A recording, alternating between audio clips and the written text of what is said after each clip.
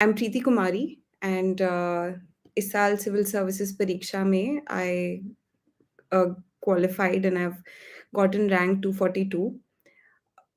In this session we'll try to keep the language bilingual. Hindi और English दोनों use करेंगे and एक list of questions हैं जो मुझे दिए गए हैं जो अलग-अलग प्लेटफॉर्म्स पे भी मुझसे पूछे गए हैं. तो I am going to try and address that. Once those questions are addressed उसके बाद we can take up the questions in the chat box and इस स्ट्रक्चर से वील फॉलो दिस. मैं पहले अपने बारे में कुछ बताऊँगी कि मेरा my roots are in Bihar and I have grown up in different places West Bengal में, बिहार में एंड देन पटना एंड उसके बाद फिर दिल्ली. मैंने अपनी ग्रेजुएशन पॉलिटिकल साइंस से की है, Miranda house university of Delhi से और उसके बाद आई started preparing for the examination. Journey मेरी कुछ ऐसी रही कि ये मैंने डिसाइड किया था कि I wanted to do this in class 9th और कॉलेज के बाद डेडिकेटेड तरीके से I started preparing for the examination. But in my first 3 attempts I did not qualify prelims. उसके बाद फिर जब एक बार प्रीलिम्स हो गया तो उसके बाद आई qualified all the stages and finally I got rank 242. आज के सेशन में एक स्ट्रक्चर में थोड़ा-सा चलते हैं. तो पहले हम लोग थोड़ा-सा प्रीलिम्स के बारे में डिस्कस कर लेंगे एंड देन उसके बाद we will move on to mains and then उसके बाद इंटरव्यू. तो प्रीलिम्स में जैसा कि हम लोग जानते हैं there are 2 papers GS 1 and 2. GS 1 के बारे में जब भी बात होती है, तो उसको मैं 2 तरीके से देखती हूँ.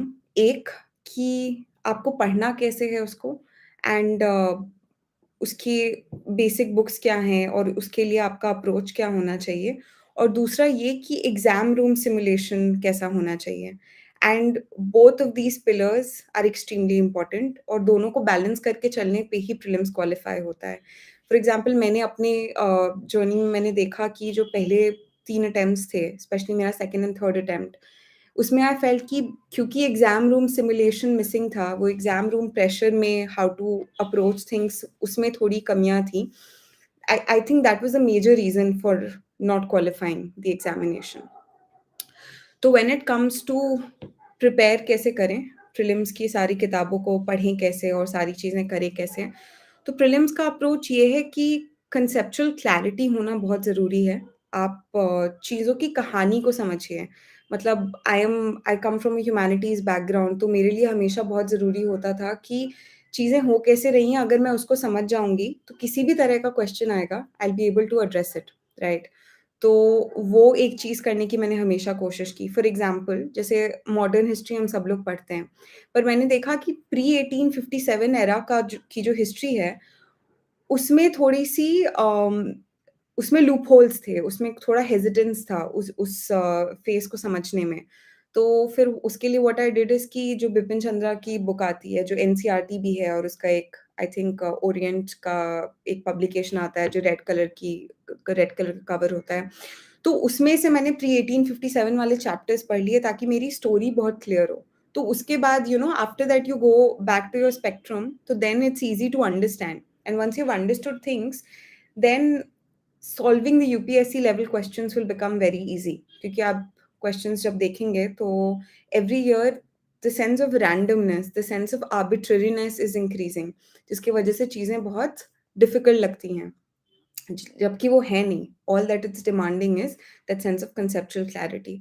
तो वो मैंने उस चीज़ पे फ़ोकस किया कि सारी चीज़ों को मैं अच्छे से समझ लूँ, इंटरनलाइज़ कर लूँ. उसके बाद चीज़ आती है कि चीज़ों को याद कैसे रखना है और coming from a humanities background हमारे पास बहुत ज़्यादा याद करने के लिए कुछ ऐसे नहीं होता था. आप कॉन्सेप्ट समझ गए, उस कॉन्सेप्ट से आपने जाके लिख लिया, जो बेसिक चीज़ें होती थी वो सब याद रह जाता था. बट देन आई रियलाइज़्ड कि for example, why do engineering background students or science background students they do very well with prelims? तो मैंने देखा कि उनके पढ़ने का तरीका थोड़ा डिफरेंट होता है.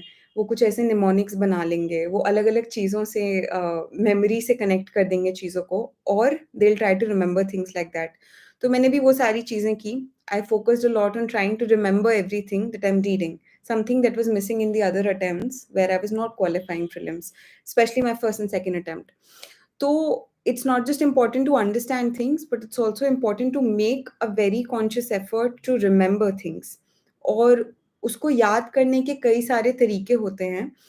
एक one thing that I understood is कि मेमोरी के बहुत सारे पार्ट्स होते हैं। You have an audio memory, you have a visual memory, तो ज़रूरी है कि you tap into all of them. तो मैंने वो कोशिश की, जैसे मैं अपने नोट्स अगर बनाती थी, तो उसमें कभी कुछ पिक्चर्स ऐड कर दिए या कुछ ऐसा ऐड कर दिया कि जिसके थ्रू मुझे जल्दी से याद हो जाए। वही सारे फैक्ट्स को मैं स्टिकी नोट्स पे लिख के अपने रूम पे भी हर जगह लगा लेती थी। अभी मेरा दीवार खाली है, बट पहले पूरे स्टिकी नोट से भरा रहता था। तो वो सारी चीज़ें करके अलग-अलग तरीके से I try to consciously remember things. एक और चीज़ इम्पोर्टेंट जो प्रीलिम्स के प्रिपरेशन में किताबें पढ़ते वक़्त ये होती हैं कि you don't need to run after different sources. You need to identify your limited sources and उसी के आइटरेशंस अगेन एंड अगेन आपको करने होते हैं। बेसिक बुक्स अगर मैं बताऊँ फॉर पीपल, क्योंकि ये भी एक सवाल इसमें था, वो यहीं पे एड्रेस कर लेते हैं प्रीलिम्स के लिए। तो पॉलिटी के लिए हमारा लक्ष्मीकांत हो गया।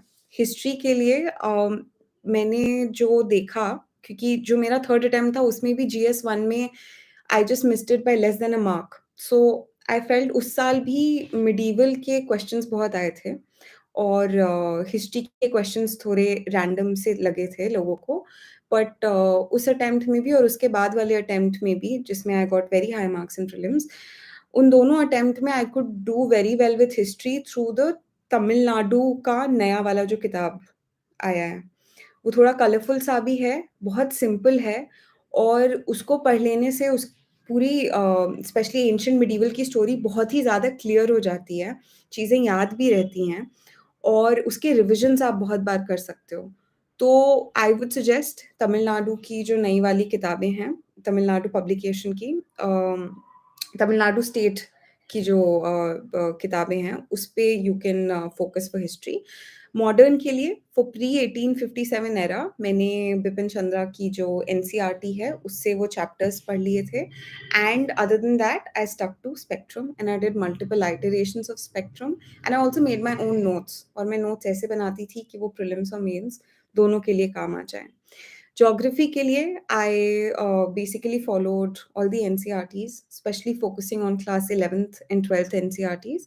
And for most of the concepts, I used to try to look at YouTube videos or other videos that are freely available on YouTube to understand all the concepts and internalize it. क्योंकि आप देखेंगे prelims stage पे geography के ज़्यादातर questions जो आ रहे हैं, वो बस ये जानना चाह रहे हैं कि क्या आपने वो कॉन्सेप्ट समझा है? अगर आपने वो कॉन्सेप्ट समझा है, तो आप उसको आंसर कर सकते हैं, ठीक है? तो ज्योग्राफी के लिए ये था। इकोनॉमी के लिए आई डिड मृणाल। मृणाल के जो नोट्स आते हैं और उनके जो वीडियोज़ वगैरह भी अवेलेबल हैं, I followed that and I think that is more than enough. For environment I followed Shankar की किताब और संतोष सर जो हैं, I think Santosh sir from level up IAS, उनके जो बायोडायवर्सिटी के नोट्स हैं, I think they are very good and you can get access to it and you can follow that. तो मैंने बायोडायवर्सिटी के लिए वो फॉलो किया because he updates it. And for science I followed vision का means 365 basically and जो भी current में चीज़ें होती हैं and now you will see कि द हिंदू के भी संडेज़ को पब्लिकेशंस आते हैं which are more in depth. So you can identify if you're reading newspaper through the year, you can identify which are the topics which are in news, and you can make sure that you understand those concepts very well because those are the concepts that will be tested. तो sources के लिए prelims GS1 के लिए this is what I followed and what you need to remember for preparing all of these books is पहला step ये होना चाहिए कि आप किताब भी उठाने से पहले पास्ट ईयर क्वेश्चंस उठा रहे हैं, ठीक है? दिशा पब्लिकेशन की एक बुक आती है which I used to refer to and I am not espousing any one particular publication over another. और भी पब्लिकेशंस हैं जिनके ऐसे कंपाइलेशंस आते हैं, मेरे पास ये थी और उसमें पिछले 25, 26, 27 साल के topic wise past year questions दिए हुए हैं। मैंने इस किताब को चाट लिया था for both my 3rd and my 4th attempt. I used to just repeat read it. I used to do it as a test. I used to revise it again and again. मेरे पास 2 copies होती थी। एक copy को मैं उसके हर एक sections को मैंने फाड़ लिया था एंड सोने से पहले I used to look at it, randomly I used to look at it. So I really did my past year questions very thoroughly. And in my fourth attempt it certainly paid of. और past year questions पे मैं इसलिए emphasise कर रही हूँ क्योंकि whether it's prelims या फिर आगे मेंस की भी जब हम लोग डिस्कशन करेंगे, तो even before looking at your chapters you should look at the questions, because UPSC does seem like an endless sea. The books are many, sources are many, there are so many things to do, so many stages to qualify कि आप फंस जाएंगे कहीं ना कहीं अगर आपने past year questions नहीं देखे। फॉर एग्जांपल पंचायती राज का चैप्टर है लक्ष्मीकांत में, तो आपने पहले अगर पंचायती राज के पास्ट ईयर क्वेश्चंस देख लिए and after that you go and read that chapter, तो आपको पता है कि किस डेप्थ तक पढ़ना है, कौन से ऐसे थीम्स हैं, कौन से ऐसे इश्यूज हैं जो रिपीटेडली यूपीएससी पूछ रही है ना, और उसको आइडेंटिफाई करना बहुत ज़रूरी है।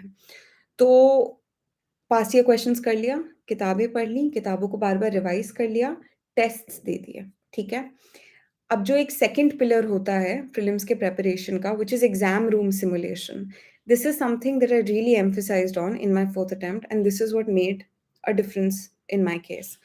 तो जो कोचिंग वगैरह के टेस्ट सीरीज़ होते हैं, उसका रोल मेरे हिसाब से, and everything that I am saying please take it with a pinch of salt, मेरे हिसाब से उसका role is primarily for your learning time management and learning that how are you going to approach the paper finally, है ना? तो उसके लिए मैं क्या करती थी कि ऑलमोस्ट डेढ़ महीने before the exam, every Sunday I used to go to the centre and write the paper. Most people are going to tell you कि आप घर पे बैठ के भी कर सकते हैं, बिल्कुल आप कर सकते हैं। लेकिन अक्सर ऐसा होता है कि घर का माहौल थोड़ा कभी-कभी कैजुअल रह जाता है। आप चीज़ें रिगorously फ़ॉलो नहीं करते हैं। तो ज़रूरी होता है कि आप वही एनवायरनमेंट सिमुलेट करिए, क्योंकि प्रीलिम्स आज की डेट में सबसे डिफ़िकल्ट स्टेज है। ज़्यादातर लोग यहाँ पे फँस रहे हैं।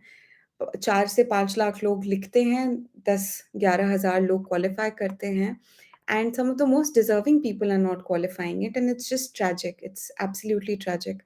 तो कोई भी चीज़ को कैजुअल तरीके से लीजिए ही मत, है ना?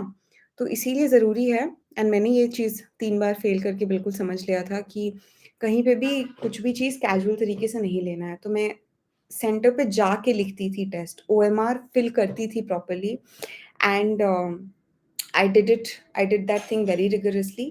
जीएस 1 का पेपर जो टाइमिंग है फर्स्ट स्लॉट में उसको लिखती थी, थोड़ा-सा ब्रेक ले लेती थी, फिर सीसैट का पेपर उसी टाइम स्लॉट में वैसे ही माहौल में I used to write it, and I felt that really made a difference.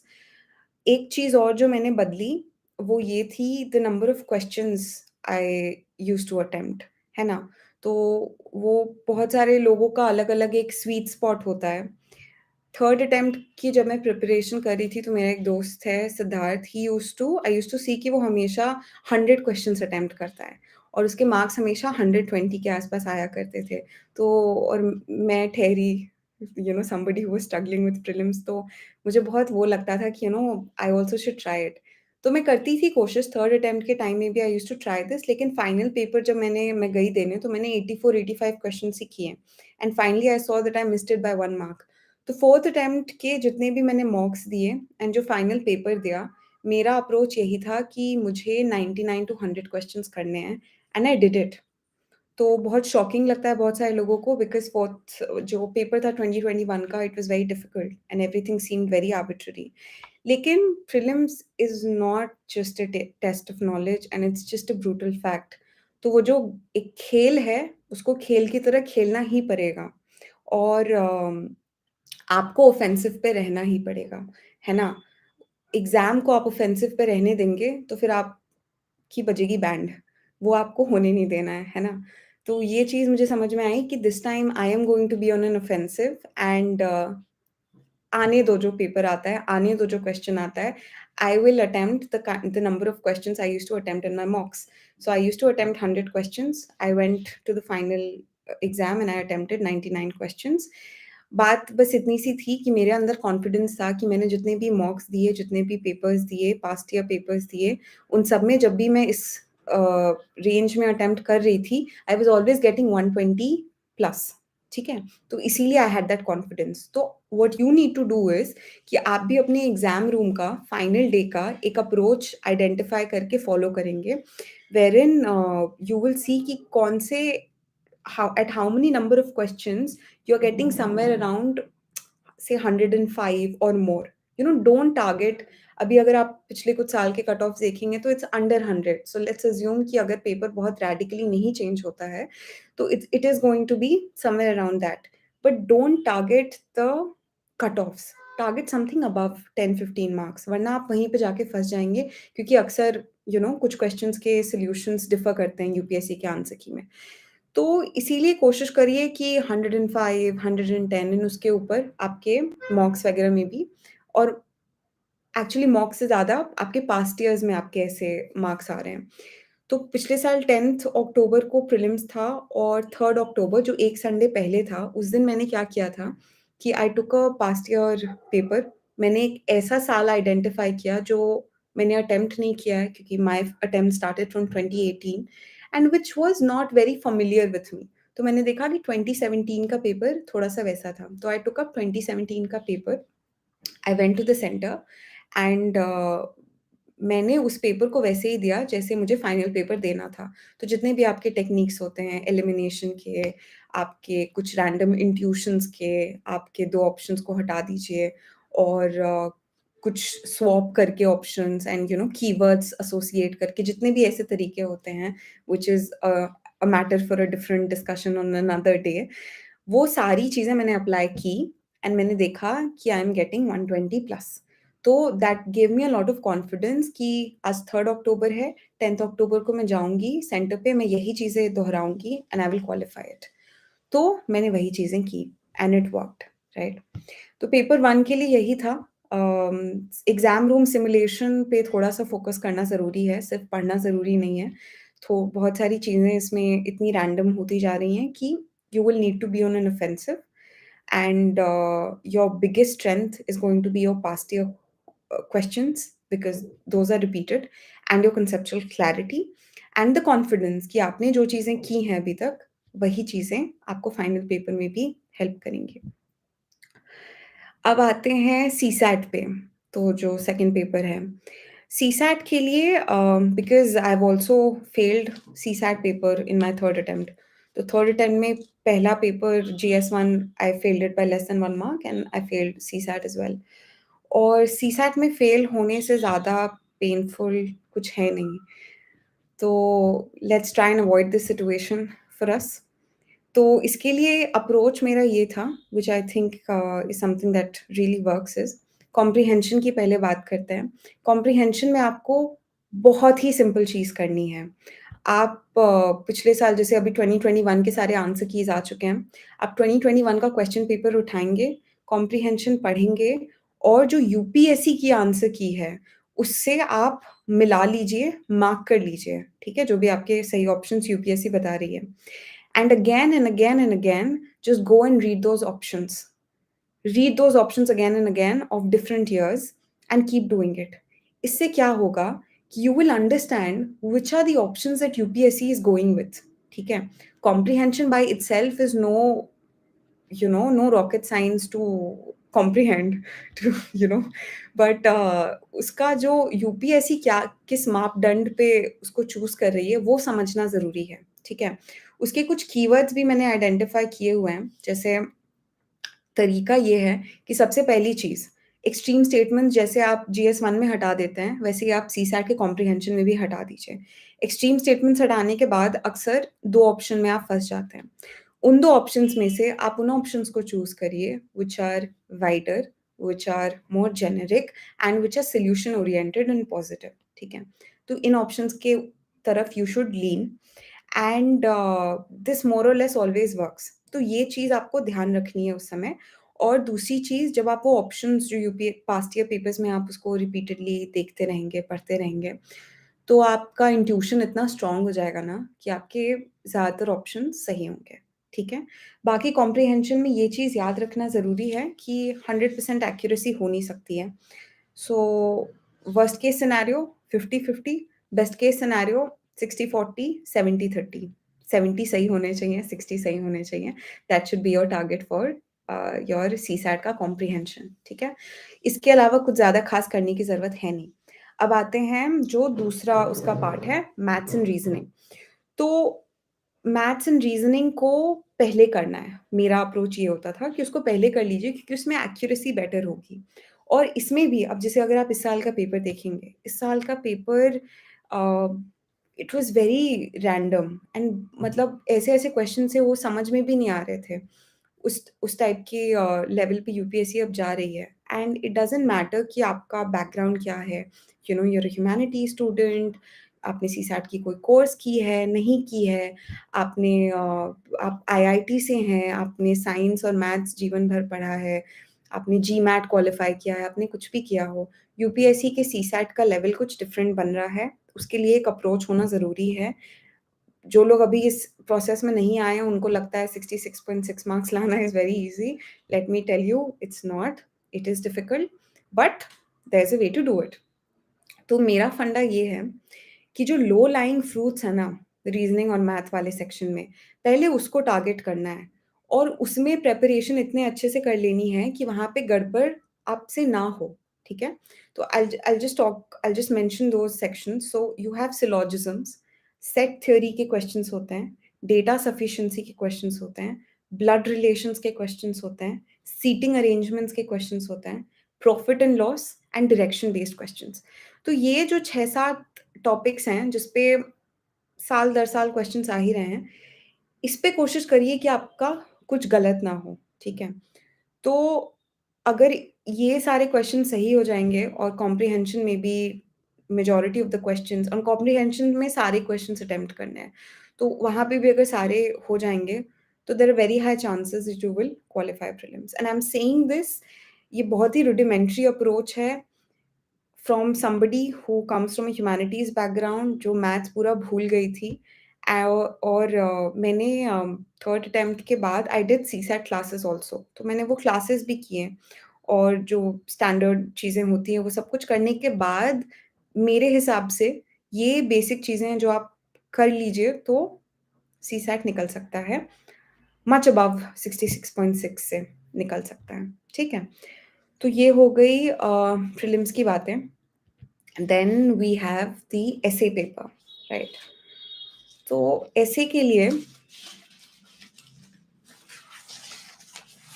हुँ, एसे के लिए मेरा जो अप्रोच था, वील कम टू दैट, उससे पहले आई will just give a little background कि मुझे लिखने में बहुत मज़ा आता है, मुझे लिखना अच्छा लगता है और कॉलेज टाइम में I used to participate in a lot of essay writing competitions.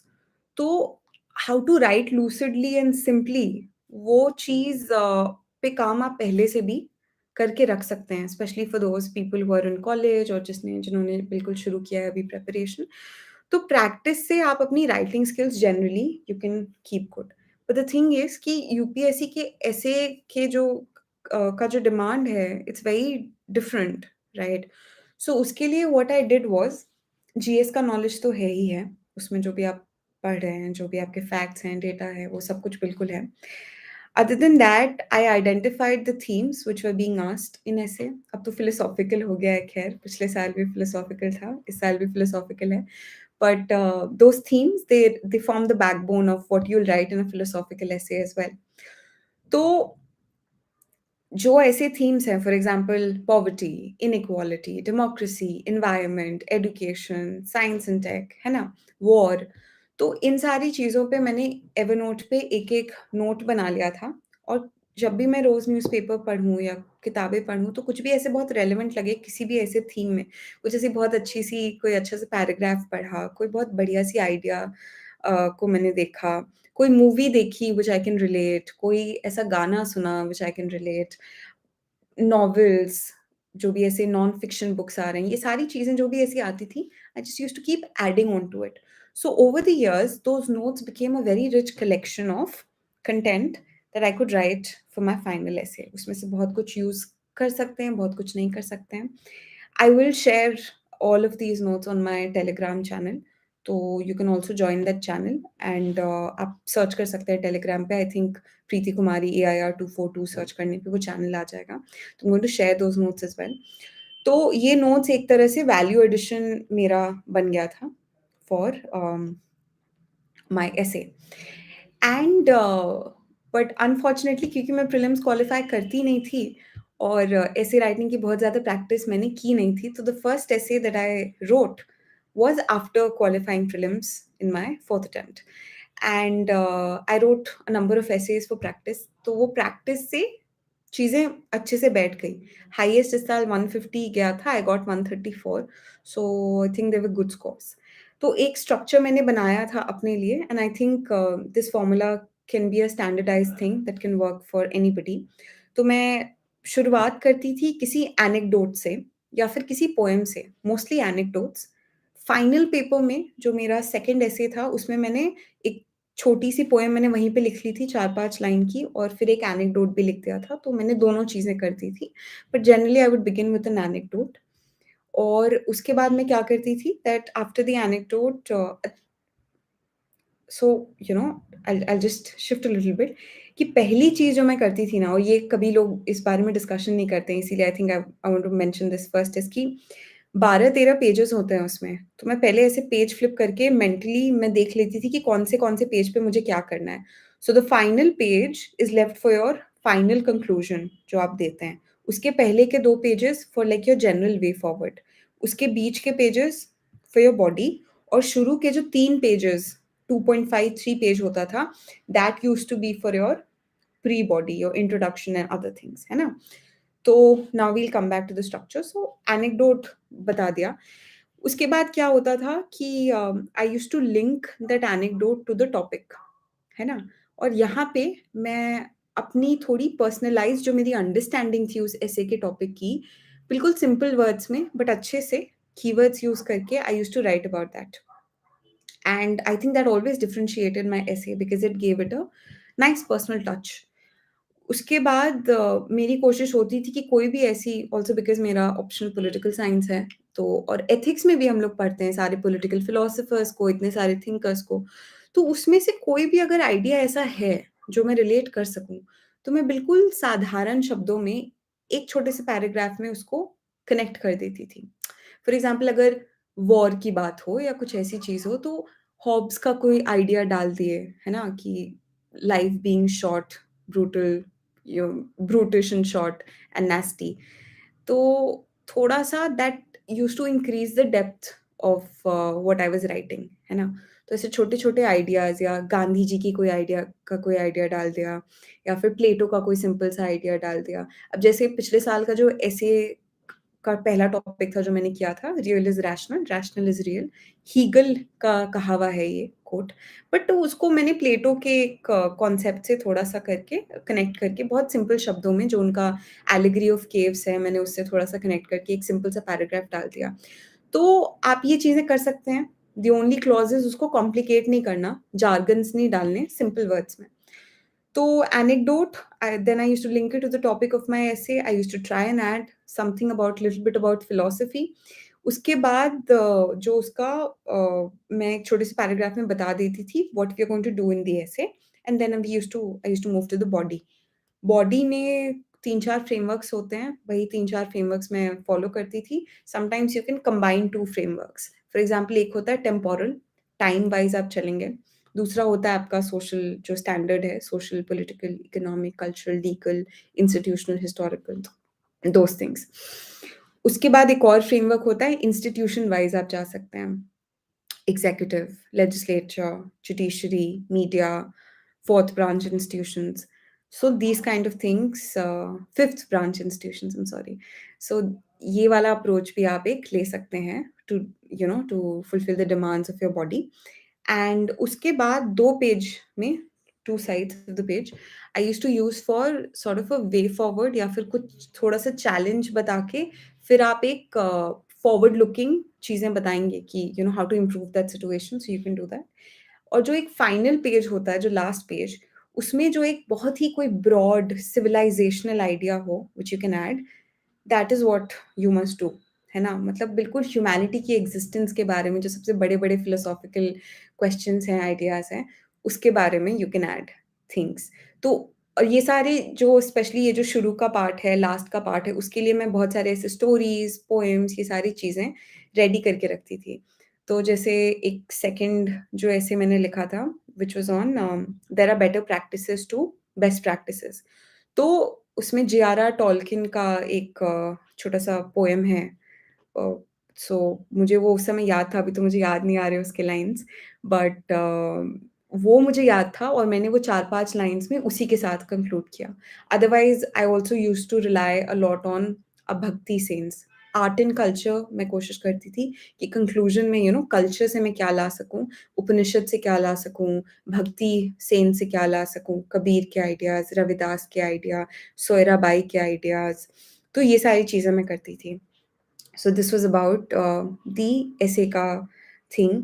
और एसे में एक बहुत इम्पोर्टेंट पार्ट होता है कि आप ब्रेनस्टॉर्म जब कर रहे होते हैं, तो उसके लिए एक बहुत सिंपल तरीका है। उसमें आप एसे का टॉपिक लिख लीजिए और एक-एक जो वर्ड है एसे का, वो वर्ड जब आप पढ़ते हैं, तो उससे आपके माइंड में क्या चीज़ें याद आती हैं, सिलेबस से रिलेटेड, आउट ऑफ सिलेबस जो भी।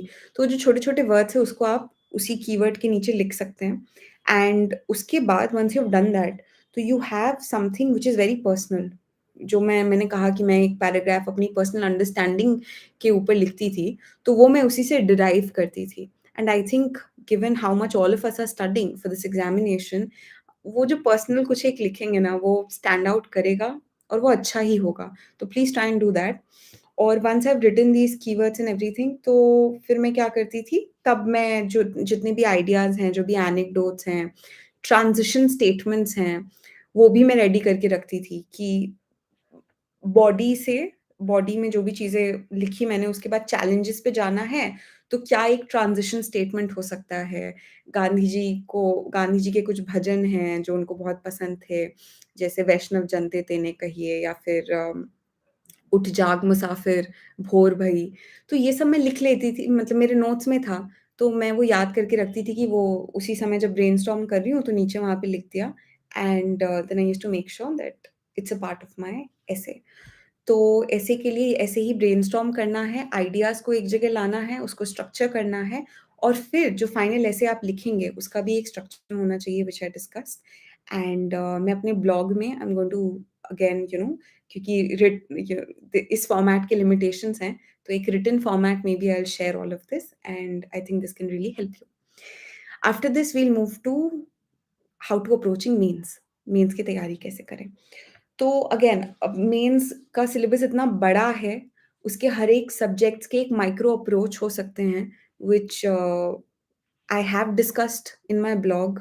थोड़ा जीएस 1 का मैंने किया है, बाकी पेपर्स का भी मैं करूँगी। तो वो आप पढ़ सकते हैं। बाकी आप खुद से भी you can discover this by reading topper copies, toppers के आंसर कॉपीज़ एंड एवरीथिंग।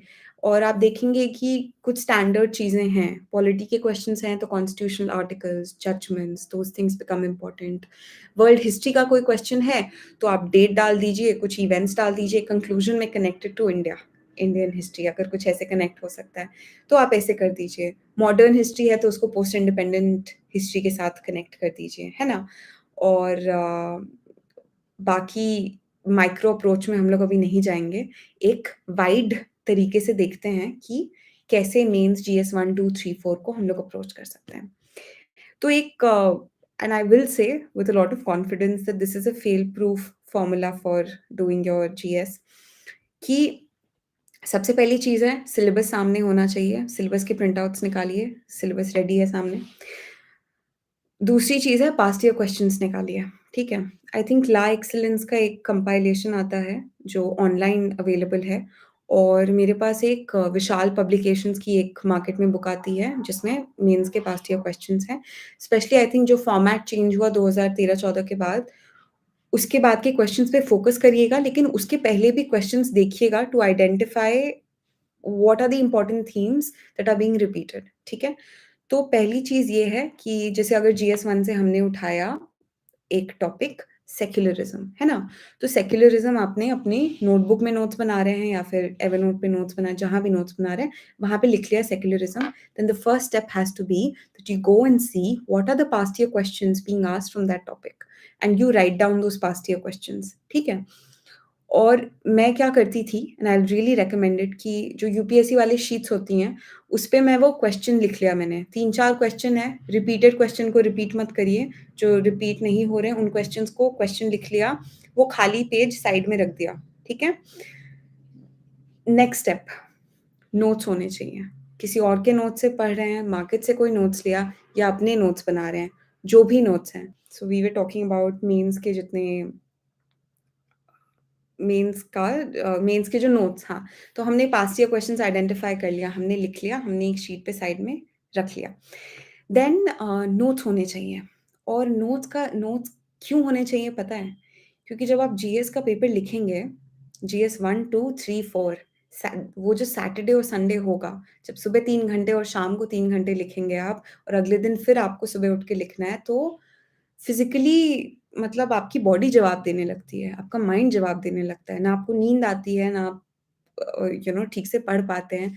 तो लेकिन उस समय भी आपको कुछ चाहिए हाथ में जो आप देख सकें जल्दी से, you can just have a cursory look at all your keywords, at all the data and I personally feel कि उस वक़्त भी आप जो चीज़ें देख लेते हैं ना, बहुत बड़ा डिफ़रेंस पड़ता है क्योंकि इतना बड़ा सिलेबस है, इतनी सारी चीज़ें आप वो 2 दिन में आप जाके टैकल कर रहे हैं कि अगर आपके पास नोट्स नहीं है, तो आप जाके वही पुराना जेनेरिक स्टफ़ लिख कर आ जाएँगे, है ना? तो आपके नोट्स उस दिन को ध्यान में रख के होने चाहिए। और आप मार्केट से नोट्स ले रहे हैं, आप अपने नोट्स बना रहे हैं, किसी टॉपर के नोट्स रेफ़र कर रहे हैं, नो प्रॉब्लम। जो भी नोट्स हैं, identify it, keep it in one place. मेरे लिए मैं सारे नोट्स डिजिटली रखती थी क्योंकि मुझे नेक पेन होने लगता था अगर मैं ऐसे प्रिंटेड चीज़ें ऐसे देखूँ एंड मेरी स्पीड स्लो हो जाती थी।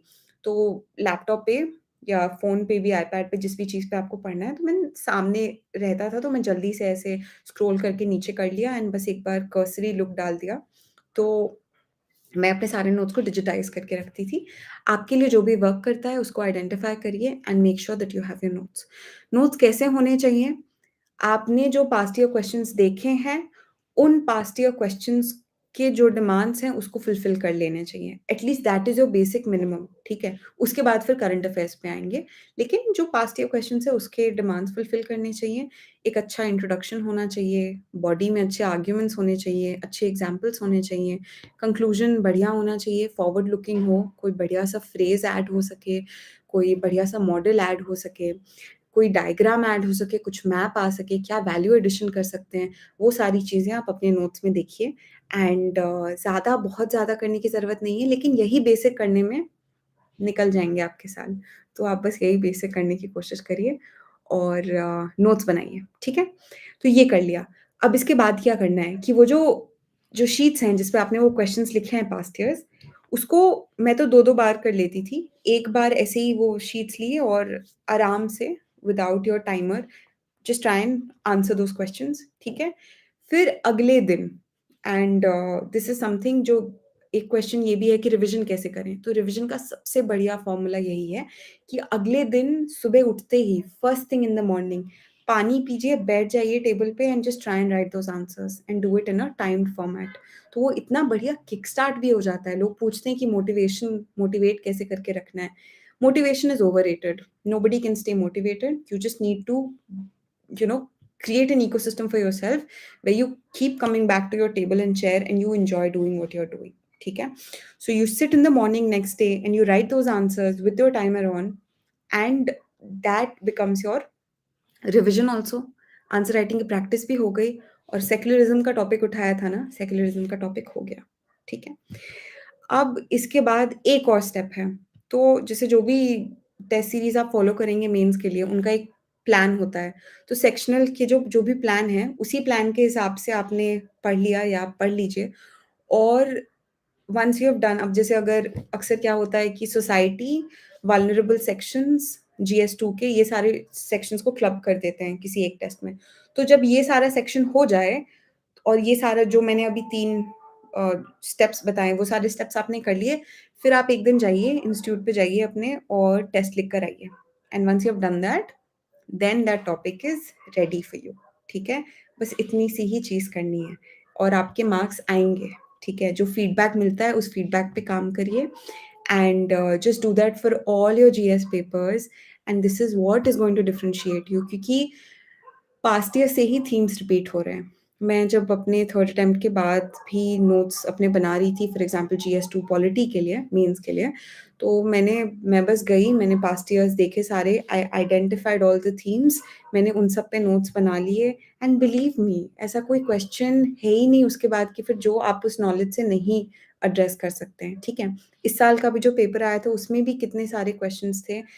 वो नोट्स इतने कॉम्प्रिहेंसिव हैं कि you can answer all types of questions from that, and I'll share all of my notes on my Telegram channel, so you can refer to that, refer to it, use it as a reference कि आपके notes में भी ये सारी चीज़ें होनी चाहिए, वो इतने कॉम्प्रिहेंसिव हों, इतने मल्टी डायमेंशनल हों कि जो उटपटांग क्वेश्चंस भी आते हैं, जो लोगों को उटपटांग लगते हैं, जो बाय द वे हैं नहीं, वो एक्चुअली पास्ट ईयर क्वेश्चन से रिपीट हो रहे हैं, वो पास्ट ईयर थीम से रिपीट हो रहे हैं, तो आप उनको भी अच्छे से एड्रेस कर सकें, ठीक है? So GS 1, 2, 3, 4 के लिए please just follow this. Look at the past year questions. Keep your notes ready. Read them. Internalize them. Write past year questions at your home. Then go and write a test on it. That is it. You will be done and you will get good scores in your mains. ठीक है? दूसरा एक चीज़ जो है कि जो random questions आ जाते हैं, हर साल आते हैं मेंस में, फाइनल पेपर में, उसको कैसे एड्रेस करना है, प्लीज़ रिमेंबर सबके लिए रैंडम है, सबके लिए आर्बिट्ररी है, किसी को कुछ नहीं आता है, लेकिन आपको कुछ ना कुछ वहाँ जाकर लिख देना है बस। उससे रिलेटेड कोई और टॉपिक पे कुछ आता है, कुछ बेसिक चीज़ें, कुछ कॉमन सेंस से कुछ चीज़ें लिखाइए, है ना? इंट्रोडक्शन कुछ दे दीजिए, उसको डिफाइन कर सकते हैं बस तो डिफाइन कर दीजिए, बॉडी में कुछ चीज़ें, कुछ करंट अफेयर्स से लिख दीजिए, कुछ कंक्लूजन पे डाल दीजिए। तो जो बिल्कुल रैंडम क्वेश्चन आता है उसके लिए मैं बता रही हूँ कि वहाँ पे भी ये नहीं करना है कि क्वेश्चन छोड़ के आ गए या कुछ नहीं लिख के आ गए, है ना? तो कुछ लिख कर आ जाइए 1, 2, ढाई मार्क्स कुछ जो उसके मिल जाएँगे। वही 1-1 मार्क्स मिलके it makes a lot of difference, है ना? और GS मेंस के लिए I think overall this is the approach that must be followed, और इसको करने से आई थिंक चीज़ें बैठ जाएँगी। So that's it. Baki micro approaches about every topic and subject, I've discussed it in my blog and I'm going to write more blogs about it, तो मैं ज़्यादा अच्छे से उसको वहाँ पे एड्रेस कर पाऊँगी। फिर आते हैं ऑप्शनल की तैयारी कैसे करें। यहाँ पे मैंने जो क्वेश्चंस मैं देख रही हूँ उसमें लोग ये भी पूछ रहे हैं कि ऑप्शनल चूज़ कैसे करें, है ना? और मेरा ऑप्शनल क्या था? क्या वही मेरा ग्रेजुएशन सब्जेक्ट था? तो I will just address that. तो मेरा ग्रेजुएशन सब्जेक्ट पॉलिटिकल साइंस रहा है और मेरा ऑप्शनल भी पॉलिटिकल साइंस था। तो मेरे लिए it was a no brainer कि मुझे यही ऑप्शनल लेना है। बट अगर आप ऑप्शनल आप कंटेम्पलेट कर रहे हैं कि क्या ऑप्शनल लेना है, तो कुछ पैरामीटर्स होते हैं, कुछ जो मैंने देखे हैं, कुछ जो मैंने सुने हैं, तो I will just share that with you. एक सबसे अहम पैरामीटर ये है कि आपको पसंद आना चाहिए वो सब्जेक्ट, आपके इंटरेस्ट का होना चाहिए subject. Optional is a labour of love, ठीक है? आपको बहुत प्यार से उसको सींचना पड़ता है, एक पौधे की तरह आपको उसमें रोज़ जाके कभी पानी, थोड़ा-सा खाद, बहुत सारा प्यार आपको उसमें जाके देना पड़ता है, तभी जाके वो का ऑप्शनल का पौधा एक पेड़ बनेगा, है ना?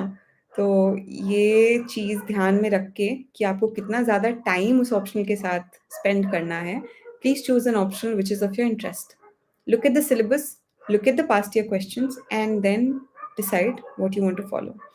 एक और पैरामीटर ये भी होता है जो थोड़ा प्रैक्टिकल है, समथिंग दैट मतलब बहुत सारे लोग को नहीं भी बैठेगा, but you know some people are that calculative with things and that really works for them, कि आप ये देख लीजिए कि कौन-सा ऐसा ऑप्शनल है, मतलब आप डिसाइड नहीं कर पा रहे हैं कि कौन-सा चूज़ करना है, इंटरेस्ट में सब कुछ है। तो ये देख लीजिए कि किसके लिए गाइडेंस अच्छी अवेलेबल है, किसके लिए नोट्स अच्छी अवेलेबल है, किसके अ, मतलब कौन-सा ऐसा ऑप्शनल है which is you know working out for people. तो यही एक और देख सकते हैं, मतलब I would not personally really espouse this, but this is also something that people do. फिर ऑप्शनल को करना कैसे है, ठीक है? तो ऑप्शनल की सबसे खूबसूरत और अच्छी बात ये है कि जो पास्ट ईयर के क्वेश्चंस हैं, वो बहुत बढ़िया तरीके से रिपीट होते हैं। मतलब बिल्कुल प्यार से रिपीट होते हैं, बहुत अच्छे से। So you can actually identify what kind of questions will be asked, what are the topics which are important, and you can model your preparation around it. Even the kind of questions that are asked, the pattern does not change much, ठीक है? But वही है कि मेहनत तो लगेगी, तो मेहनत कैसे करनी है? सबसे पहली चीज़ ये होती थी मेरे प्रिपरेशन में कि I used to try and make sure कि मुझे वो कॉन्सेप्ट अच्छे से समझ में आ रहा है ना? तो उसके लिए जो भी करना पड़े, यूट्यूब वीडियो देखना पड़े तो देख लो, कोई किताब अच्छे से उसका एक चैप्टर पढ़ना पड़े तो देख पढ़ लो, आपने कोई क्लासेस जॉइन की हैं, वो क्लासेस अच्छे से करनी है तो कर लो और ऐसे करके उस कॉन्सेप्ट को क्लियर कर लो। कॉन्सेप्ट को क्लियर कर लिया, तो उसके बाद जो भी आपका नोट्स है, जो भी आपकी अगर सम मार्केट से आपने कोई नोट्स लिए हैं, कोई क्लासेस आप कर रहे हैं, वो जो भी कर रहे हैं वो सब समझ में आने के लिए पहले कॉन्सेप्ट को क्लियर कर लेना है, ठीक है? तो दैट वाज़ वन थिंग। उसके बाद मेरा ये एम्फसिस होता था कि ऑप्शनल में मार्क्स किस चीज़ पे मिलते हैं, ठीक है?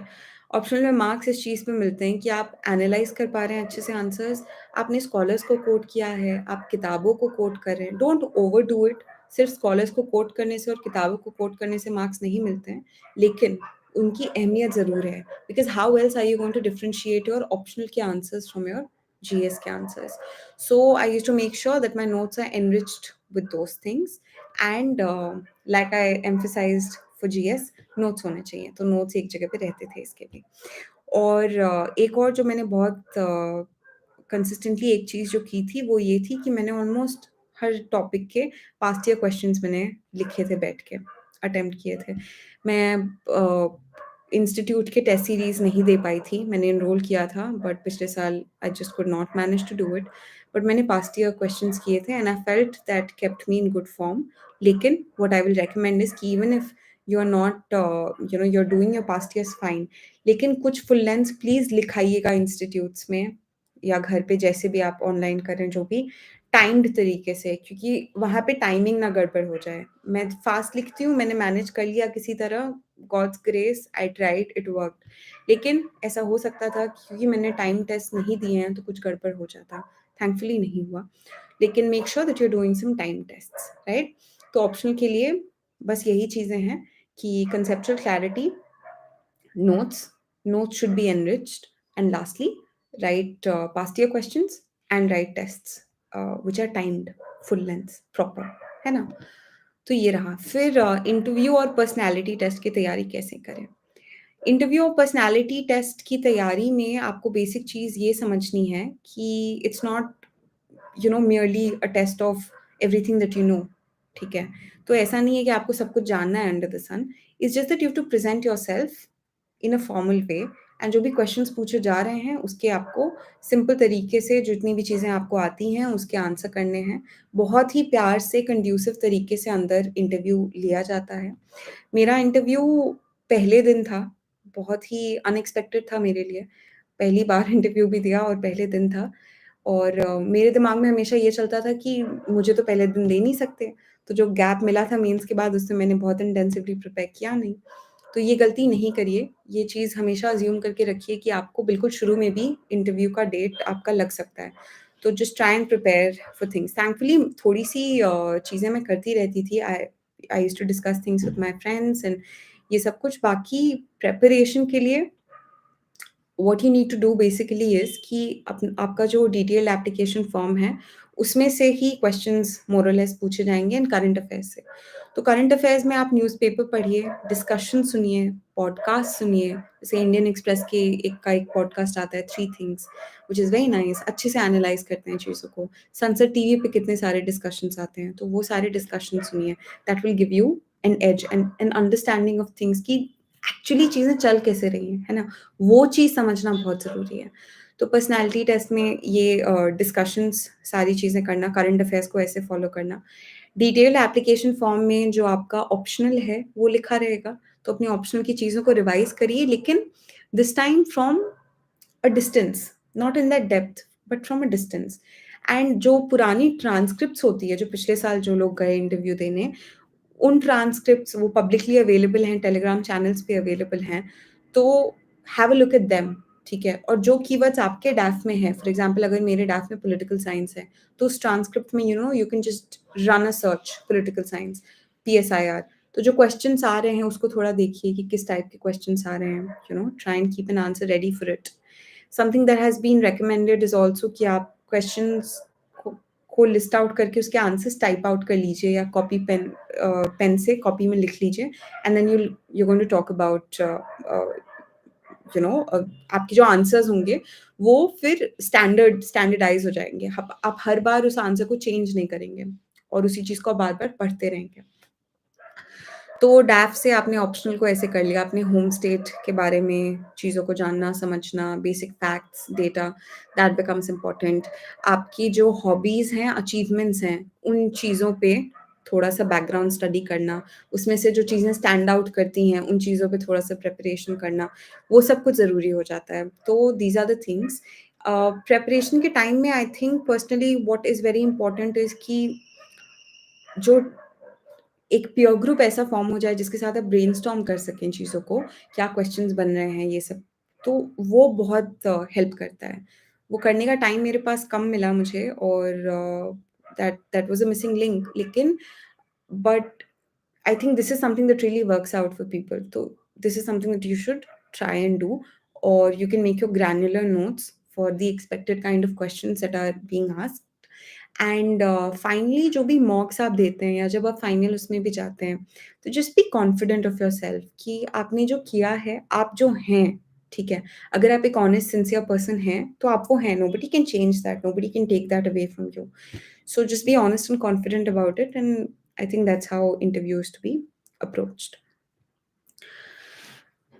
Now we have some more questions here. I will try to very briefly address these. ठीक है, जो कुछ क्वेश्चंस आए हुए हैं मेरे पास पहले से, और फिर यहाँ चैट बॉक्स में भी जो क्वेश्चंस पूछे जा रहे हैं उसमें से आई थिंक जो क्वेश्चंस चैट बॉक्स में पूछे जा रहे हैं I already have some of them. तो most probably by the time I answer these questions ये डाउट्स भी क्लियर हो जाएंगे। ठीक है, तो एक क्वेश्चन है अपने आंसर राइटिंग की प्रैक्टिस कैसे की। तो मैंने कैसे की मैंने बता दिया आपको, है ना? पास्ट ईयर्स देखेंगे आप, उसको खाली पेपर पे लिख लीजिए, वो पेपर बगल में रहेगा, पढ़ाई कर लीजिए, उसके बाद जाके उसको लिखिए, आंसर्स लिखिए, एक बार बिना टाइम करके लिखिए, फिर से एक बार टाइम करके लिखिए, और लिखने से ही होगा यार, और कोई तरीका नहीं है। और mains is your mains, that is your everything, ठीक है? प्रीलिम्स क्वालीफाई करना इज़ फाइन, बट मेंस में मार्क्स लाना is very important. So for that you'll have to write, you'll have to do the rigor, and you'll have to do it every day. Yesterday I went for a discussion at a college, and वहाँ पे एक student ने मुझसे पूछा, she was doing her graduation in mathematics. So जो एक engineering background है, science background के लोगों की एक hesitation होती है mains answer writing पे, या they struggle with it. तो how to deal with it? How to deal with it is by practice. When I joined college, in college के बाद भी ऐसा नहीं है कि शुरू से मेरे आंसर्स बहुत बढ़िया होते थे, पर वो लिख लिख के टॉप आंसर्स देखकर, टॉप वीडियोस देखकर, मेंटोर से फीडबैक लेके, एक-एक करके incrementally I worked on everything. For answer writing, first step should be that आपका जो स्ट्रक्चर है वो तो आप फॉलो करिए, इंट्रोडक्शन, बॉडी, कंक्लूजन। उसके अलावा आप देखिए क्या आप वैल्यू एडिशन कर सकते हैं, कोई मैप, कोई diagram, this kind of things. Another important thing is whatever arguments that you're putting in your body, try and substantiate it with examples. ठीक है? That really differentiates. And बाकी embellish your answers. थोड़ा सा style लेकर आइए, थोड़ा से इतना न्यूज़पेपर पढ़ रहे हैं, इतने सारे करंट अफेयर्स की चीज़ें देख रहे हैं, पढ़ रहे हैं, तो उसमें से कुछ फ्रेजेस लेकर आइए एंड जस्ट इंटीग्रेट इट, है ना? जैसे पिछले साल GS3 में जो फर्स्ट क्वेश्चन आया था, इट वाज़ ऑन जीडीपी, ठीक है? अब जाके आप लिख कर आ जाइए जीडीपी के बारे में एंड एवरीथिंग, वो सब तो आप कर सकते हैं।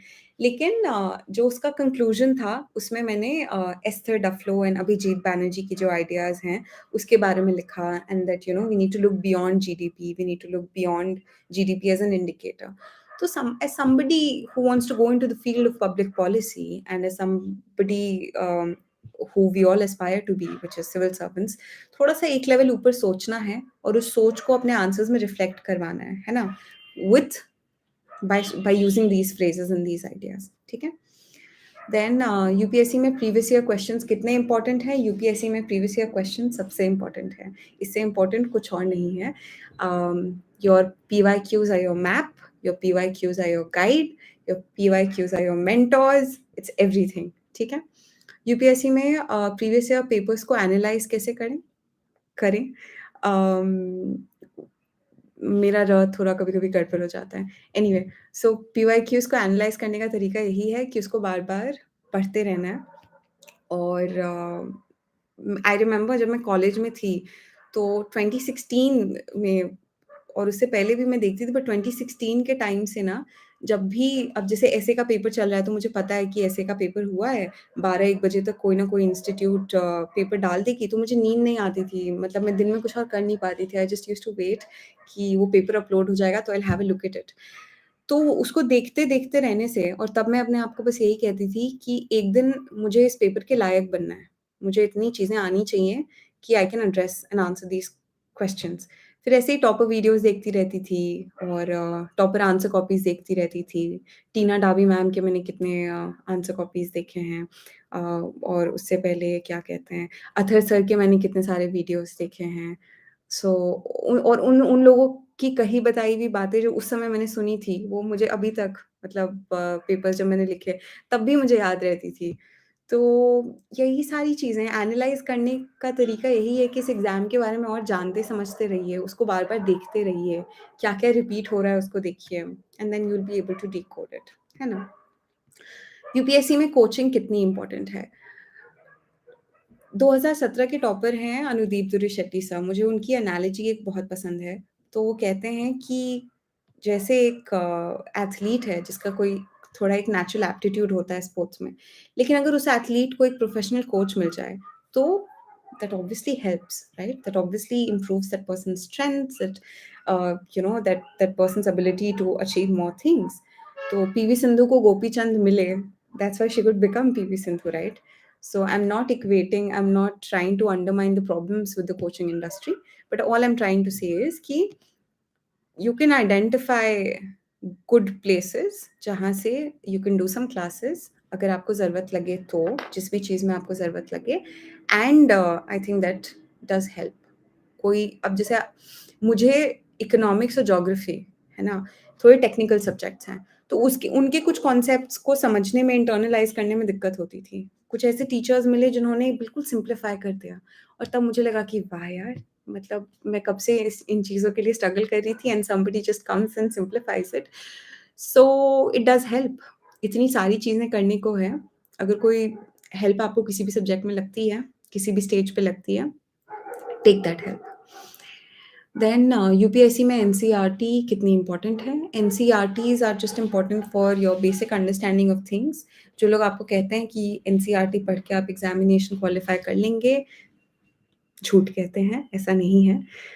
आई डोंट थिंक सो कि NCERTs are enough by themselves. They are just used for your basic understanding. Prelims के कुछ क्वेश्चंस वहाँ से फँस जाते हैं। एक बार शुरू में, आप अपने प्रिपरेशन के शुरू में you can just read it. और कुछ सब्जेक्ट्स के लिए हाँ, एनसीईआरटीज़ आर एवरीथिंग। जैसे ज्योग्राफी, आपने एनसीईआरटीज़ कर लिया, आपने सब कुछ कर लिया, है ना? तो बस वही है। करंट अफेयर्स की तैयारी कैसे करें?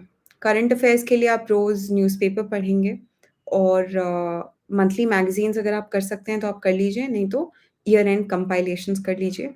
Vision IAS is the most standard source for it, so you can follow that. आपने कौन-कौन से न्यूज़पेपर्स को फ़ॉलो किया? तो शुरू कॉलेज टाइम में मैं शुरू में हिंदू पढ़ती थी, फिर इंडियन एक्सप्रेस। प्रिपरेशन के टाइम में मैंने शुरू में हिंदू पढ़ा, बीच में मैं हिंदू पढ़ती थी और इंडियन एक्सप्रेस का एक्सप्लेन्ड पेज पढ़ती थी। लेकिन and I am going to be very honest about it, पिछले साल के अटेम्प्ट के पहले देयर वर फ्यू मंथ्स जब मैंने न्यूज़पेपर छोड़ दिया, और थोड़ी-सी इरिटेशन भी हो गई थी मुझे कि इतने साल से मैं हर रोज़ बैठ के न्यूज़पेपर खोल रही हूँ, पढ़ रही हूँ, बट कुछ क्वालिफ़ाई तो हो नहीं रहा। तो what is even the use of it? There is a use of it, obviously there is, and I will come to it. But the point is that newspapers are, उनका purpose बस इतना है कि एक कंटिन्यूटी में क्या चीज़ें हो रही हैं, उसकी अंडरस्टैंडिंग आपको बैठ जाए, है ना? और नोट्स वगैरह बनाने में टाइम मत वेस्ट करिए। कुछ लोग बनाते हैं notes, it helps them, but I would recommend that don't do it. What you can do better is कि जैसे जो डेली करंट अफेयर्स लोग अलग-अलग इंस्टीट्यूट्स निकालते हैं, you can just refer to that and उसी को 1-2 बार पढ़ लीजिए। मतलब न्यूज़पेपर पढ़िए for your background. Newspaper is very important, उसको पढ़िए, don't ignore it. Then you can refer to any of these current daily current affairs and उसके बाद last step is your monthly और ईयर एंड कंपाइलेशंस, है ना? तो और अगर न्यूज़पेपर का रिकमेंडेशन मुझे कुछ देना है तो आई वुड से हिंदू और इंडियन एक्सप्रेस में से सिर्फ़ एक्सप्लेन्ड पेज पढ़ लीजिए अगर आपके पास टाइम बचता है तो। बिकॉज़ उससे भी क्वेश्चन्स अब बन रहे हैं। न्यूज़पेपर कैसे पढ़ें? I won't answer this. Newspaper कैसे पढ़ें? आपको पता है कैसे पढ़ना है। जो फ़िज़ूल की चीज़ें हैं उसको मत पढ़िए। पास्ट ईयर क्वेश्चन्स जैसा मैंने बोला है कि आप पढ़ लेंगे पहले तो आपको पता है कि क्या फ़िज़ूल है और क्या फ़िज़ूल नहीं है। आउट ऑफ इंटरेस्ट आपको पढ़ना है तो आप पढ़ लीजिए बट ठीक है। यूपीएससी की तैयारी कब से स्टार्ट करनी चाहिए? जो आपका बेसिक एलिजिबिलिटी है, ग्रेजुएशन, उसके बाद से फुल फ्लेजेड प्रिपरेशन। उसके पहले अगर कुछ करना है कॉलेज टाइम में, तो मैं 3-4 चीज़ें बता देती हूँ। सबसे पहली चीज़ है न्यूज़पेपर रोज़ पढ़ना है। दूसरी चीज़ है कि work on your expression, written expression, लिखना आना चाहिए। कोई मन में क्या चल रहा है, दिमाग में क्या चल रहा है, क्या पढ़ा, कोई भी चीज़ जस्ट simple language में you should be able to express yourself in writing that you can focus on verbal expression दोस्तों से बात करने में डिबेटिंग करने में कोई भी चीज़ जो भी प्लेटफॉर्म फोरम आपको सही लगे work on being confident of yourself and talking about what you feel something that's always a work under progress sometimes I still struggle with it लेकिन कॉलेज टाइम में इन सारी चीज़ों पे काम करिए और चौथी चीज़ होगी कि your ability to critically analyse thing you know चीज़ें हो क्यों रही हैं, कैसे हो रही हैं, उसको समझिए, you know ask questions, the what, the why, the how, problematize करिए चीज़ों को और ये करने का सबसे बढ़िया तरीका यही है कि आप न्यूज़पेपर्स पढ़ेंगे, आप पॉडकास्ट सुनेंगे, आप सनसद टीवी के डिस्कशंस देखेंगे, तो आप ये सारी चीज़ें कर सकते हैं और after graduation you can begin with your full fledged preparation. Then daily कितने घंटे मैंने पढ़ाई की और कितने घंटे पढ़ाई करनी चाहिए? तो मेरे हिसाब से अगर आप कंसिस्टेंटली 8 घंटे के आस-पास पढ़ाई कर रहे हैं, 7 साढ़े 7 8 घंटे भी चल रहा है, तो that is more than enough. हफ्ते में take 1 day off, 3/4 of that day मतलब उस वो जो एक डे ऑफ होगा उसमें you can just read your newspapers and बाकी दिन please go and do whatever you like and enjoy. Life वापस नहीं मिलने वाली है आपको। मैंने ये गलती की है इसलिए भी आई कैन से कि पहले के मेरे जो अटेम्प्ट्स रहे हैं उसमें I had really isolated my self तो इट नेवर वर्क्स। मुझे लगता था मैं अपने आप को रूम में बंद कर लूँगी, एक दिन निकलूँगी यहाँ से ऑफ़िसर बन के, ऐसे नहीं होता है। तो isolation never helps, so make sure that you are connected with your friends and family और एक दिन कोई ऐसा होना चाहिए जब आप बाहर जाएँ, दोस्तों से मिलें, एन्जॉय योर डे आउट और बाकी दिन साढ़े 7-8 घंटा अगर आप पढ़ाई कर रहे हैं तो आप प्लीज़ दैट्स इनफ। एक और चीज़ I will add here is कि every day if you are doing these many hours उसके बाद भी आपके पास बहुत टाइम बच रहा है ना? तो उस टाइम में आपको बाकी जो भी करना है उस टाइम में लेकिन एक चीज़ I would emphasise please try and do some physical exercise क्योंकि that keeps your mind sharp. उसके बिना ना एंग्ज़ायटी होगी, डिप्रेशन होगा, इमोशंस आउट ऑफ कंट्रोल होंगे, बहुत तकलीफ़ होगी लाइफ़ में, है ना? लेकिन if you are going out for a walk और माइल्ड जिम कर रहे हैं या साइक्लिंग कर रहे हैं, कुछ भी ऐसी कोई एक फिज़िकल एक्सरसाइज़ कर रहे हैं, तो you will do much better and I will recommend this very passionately. तो ये हो गया। फिर आपको यूपीएससी तैयारी के लिए मोटिवेशन कहाँ से मिला? सबसे पहली बात मेरा मानना है कि motivation is an overrated term.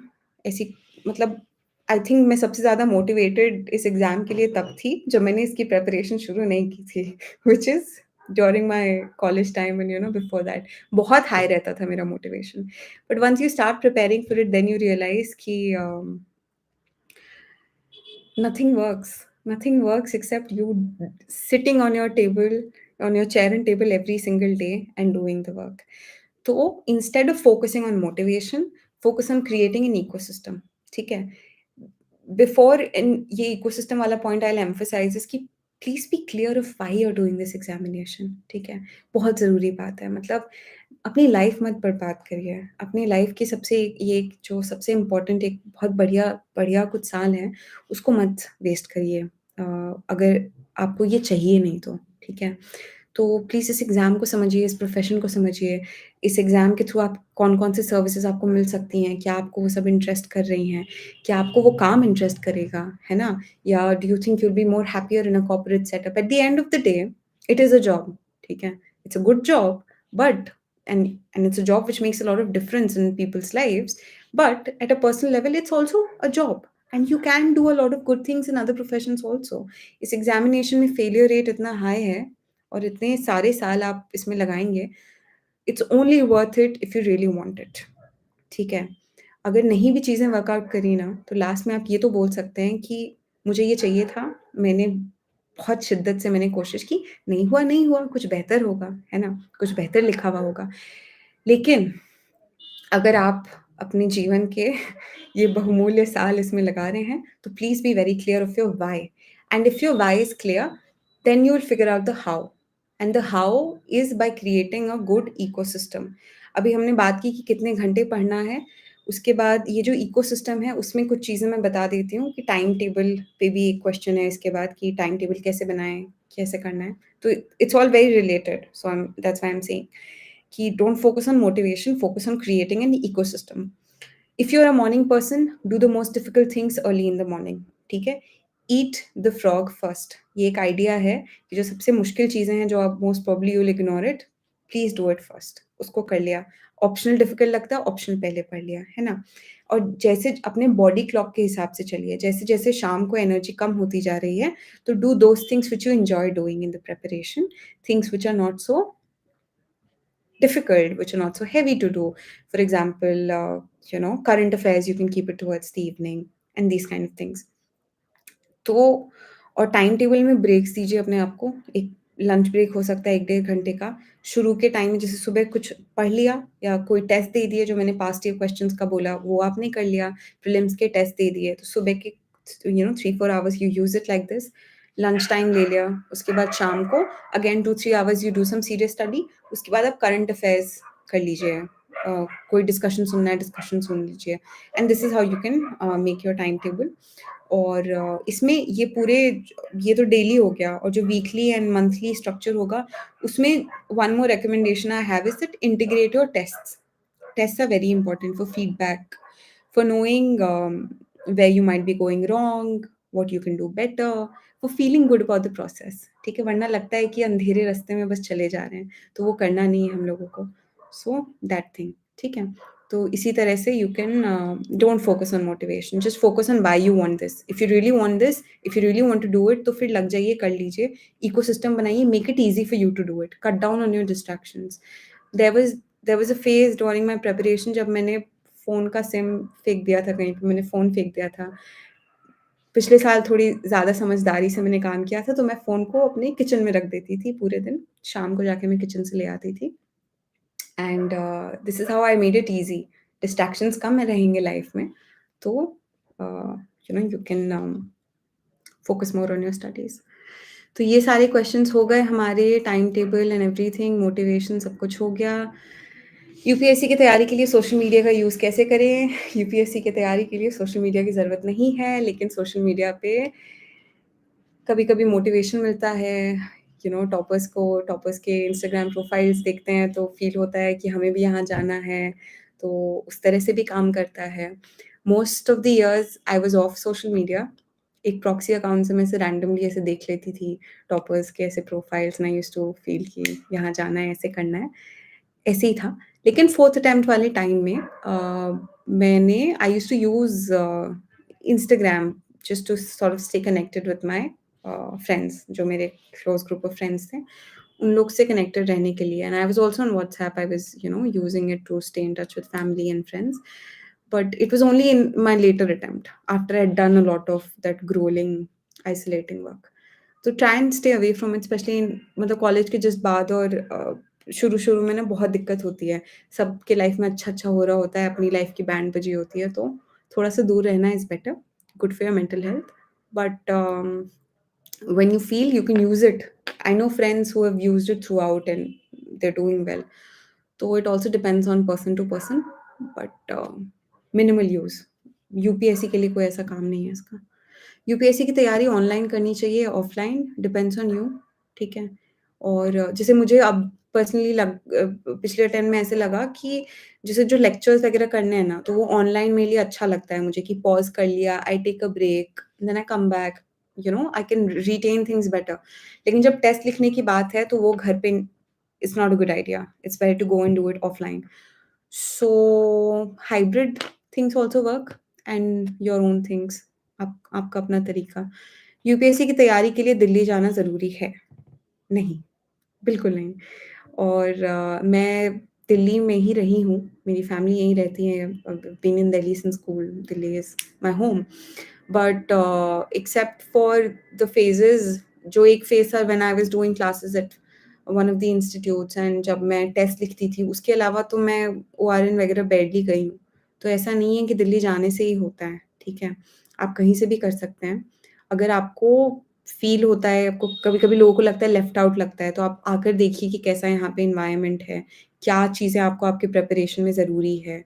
अगर कोई मतलब आपको लगता है पीयर ग्रुप यहाँ मिलेगा जिसके साथ you can work things out, तो you can try that.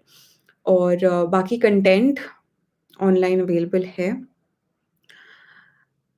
It just depends on your personal inclination, right? कि कुछ चीज़ें यहाँ पे, बस यहाँ पे यही है, आपको लगेगा माहौल है, आपको लगेगा कि ओह! इतने सारे लोग पढ़ाई कर रहे हैं, और बहुत सारे लोगों के लिए मैटर करता है। तो you can see for yourself, you can decide for yourself, it's not mandatory. मैंने ज़्यादातर पढ़ाई, मतलब जितनी भी रिगरस ज़्यादातर पढ़ाई किया, पढ़ाई तो मैंने घर पे ही की है। क्लासेस कुछ थे, वो भी अगर उस समय ऑनलाइन का ऑप्शन होता उतने अच्छे से, प्री कोविड एरा था वो, तो शायद I would have preferred doing it at home itself. So that's the answer to that. Notes कैसे बनाएँ? पास्ट ईयर क्वेश्चन से identify the demands, make sure those demands are being fulfilled, value additions are done, and it's accessible. It is in a format and it is in a place where you'll go back again and again and again. ठीक है? Revision कैसे करें? हमने ये discuss कर लिया है। पढ़ा हुआ याद कैसे रखें? Same stuff. प्रीलिम्स की जब है बात, तो बार-बार पढ़ना, पास्ट ईयर क्वेश्चंस करना, निमोनिक्स बनाना, स्टिकी नोट्स पे लिख के आस-पास लगा के रखना, और नोट्स थोड़े ऐसे कलरफुल बनाना, चीज़ों को उसमें डालना, हाइलाइट करना, ये सारी चीज़ें। मेंस की जब बात आएगी, पास्ट ईयर क्वेश्चंस करते रहिए, करते रहिए, करते रहिए, नोट्स को बार-बार देखते रहिए, टेस्ट लिखिए, याद हो जाएगा। सबसे इम्पोर्टेंट चीज़ याद करने की यही है कि कहानी याद रखिए, कॉन्सेप्ट याद रखिए, इंटरनलाइज़ करिए उस चीज़ को, and do whatever it takes. I am मतलब बाकी लोग के कंपैरिज़न में कभी-कभी देखेंगे तो मैं चीज़ों को स्लो तरीके से करती हूँ, क्योंकि मुझे पता है कि जो पहला इटरेशन है ना, उसमें मैं थोड़ा टाइम लूँगी, लेकिन वो मैं इतने अच्छे से इंटरनलाइज़ कर लूँगी कि उसके बाद मुझे याद रहेगा। तो वो मेरा पर्सनल अप्रोच था, सो you can identify your personal approach. आपकी तरफ से कुछ टिप्स? टिप्स तो आई थिंक मैंने सारे दे दिए, जितनी भी चीज़ें थी। इसके अलावा मैं बस यही कहूँगी कि ये एग्ज़ामिनेशन बहुत डिफ़िकल्ट है सिर्फ़ इसलिए प्राइमरीली क्योंकि कॉम्पिटिशन इतना ज़्यादा है, फेलियर रेट इतना ज़्यादा है। कुछ सक्सेस स्टोरीज़ आप देखते हैं जिसमें बहुत कम अटेम्प्ट्स में लोगों का हो जाता है, और वो भी सच है, और ये भी सच है कि लेटर अटेम्प्ट्स में होता है, और स्ट्रगल दोनों में है ना? स्ट्रगल दोनों में है, आइसोलेशन दोनों में है, तकलीफ़ दोनों में है, और कुछ ऐसे फ़ेज़ेज़ आएँगे लाइफ़ के जो you can't even imagine कि ऐसा भी हो सकता है। There will be times when you will be absolutely alone, and your closest relationships and people closest to you, they won't be there. It's a simple brutal fact. And जो एक ही चीज़ आपके पास रहेगी वो रहेगी आपकी मेहनत। तो अगर आपने मेहनत की है तो प्लीज़ याद रखिए, इस एग्ज़ामिनेशन के थ्रू या इस एग्ज़ामिनेशन के बियॉन्ड किसी भी और तरीके से आपको वो सब वापस मिलेगा, है ना? एंड एक और चीज़ ये है कि be a good person, stay a good person, do good deeds, किसी का बुरा नहीं करना, किसी के बारे में कुछ बुरा नहीं करना, एंड अच्छे से रहने से आई थिंक इवेंचुअली अच्छा ही होता है लाइफ में। तो मेहनत करिए, उस पे ध्यान दीजिए एंड बाकी believe in yourself. There will be times when nobody is going to believe in you. People will even make you not believe in yourself. ऐसा भी हो जाएगा. But if you believe in yourself and what you're worth, then nobody can take that away from you. So please remember that. ठीक है? तो I think इसी के साथ मैंने सारे क्वेश्चंस एड्रेस कर लिए हैं. और if you still have questions, then you can reach to me on my Instagram handle, which is preeti.irs, and you can also join my Telegram channel, where I'm going to share all my notes and my approach and everything that I know about this examination in much more detail. It's called Preeti Kumari AIR 242. So this is how we can stay in touch. ठीक है? Thank you so much, everybody, for joining in, and we'll end the stream here. Good night.